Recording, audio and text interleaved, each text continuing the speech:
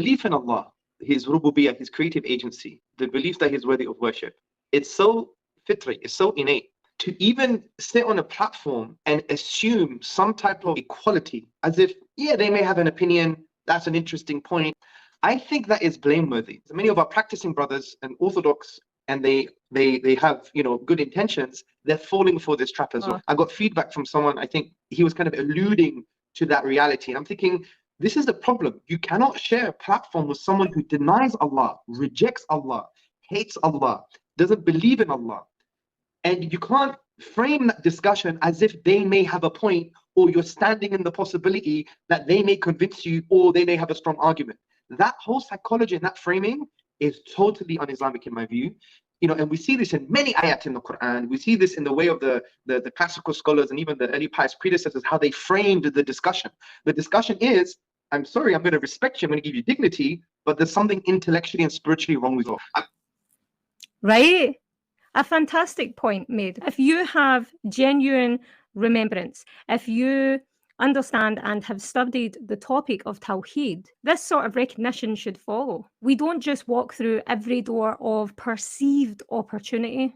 We have to think rationally. We have to weigh the good with the bad. We need to be able to know when to take a step back and when to take a step forward, when to say no, when to turn down certain opportunities for the sake of Allah. An amazing point. Because when it comes to these debates that are put out online, they come together, they create a contract where really they are put on the same level. But because of that, you are, by default, you're undermining the value of what it is you are trying to convey. This isn't just any topic. This is Islam. This is Tawheed. This is the truth. This is everything. It's everything.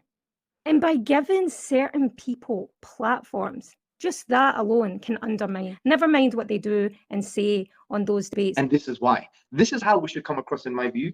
And sometimes coming across as if, you know, we're on the same level playing field. They may have a point, we have a point. I may adjust my position as a result of his discourse. That is not the way forward when we're dealing with people who reject Allah and His Messenger, in my view. This doesn't mean you're always going to be assertive and harsh. It doesn't mean that, you know, you want to come across as super arrogant. No. But it means that you cannot frame it from that perspective as if we're on the same intellectual level playing field. And I was discussing this with Hijab when we were getting some form of criticism. And I was thinking, yani, the whole framing is wrong. We're not sitting on that platform assuming that they may have a point. They don't have a point. They will never have a point. And we're here to show them that they have an intellectual spiritual sickness. Simple as that. And what the debaters shouldn't assume is that just because they recognize that other laymen, Muslims will recognize that, as well as the masses of non-Muslims who are going to receive this information as well. You might have statistics on the amount of people who are converting, but you don't know, only Allah knows what you're doing in the opposite sense, how many people you're putting off Islam because of you platforming that sort of person. Do you mean that, are you trying to contrast a debate format versus, oh, let's sit together and have a nice little discussion or interfaith? Is that the contrast that you're making? Well, there's that as well, but it's also, even when you have a debate, but in the debate, you have framed the discussion as if you are on the same intellectual level playing field, that they may have a point.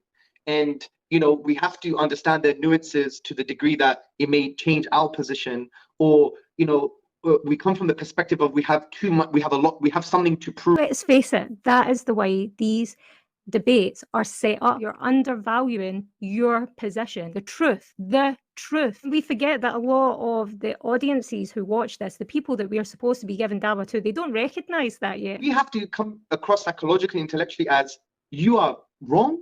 You're not on the same intellectual level playing field.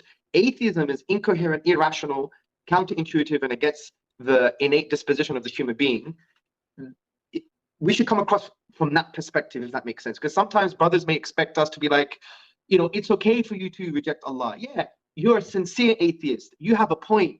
And I'm here to basically take you on that journey. And generally speaking, when it comes to debates and these type of atheist ideologues, we cannot frame it that way. I don't know if I'm articulating myself perfectly enough, but no, I think you articulated yourself very well there, Brother Hamza. May Allah reward you. Why we should also revisit and revise the topic of Tawheed. Like, who are we doing this for? Who are we conveying for? Because if we're doing it for anything other than Allah, then we've already failed. We are merely a tool. If we don't have a good grasp of Tawheed al-Rububiyyah, Tawheed al-Uluhiyyah, or Tawheed al-Asma wa Sifat, then we're going to fall short in this area. And this is where humility and submission comes in. Knowing your duty and role, whether it be towards the non-Muslims or even our Muslim brothers and sisters, you'll find humility, submission, and duty.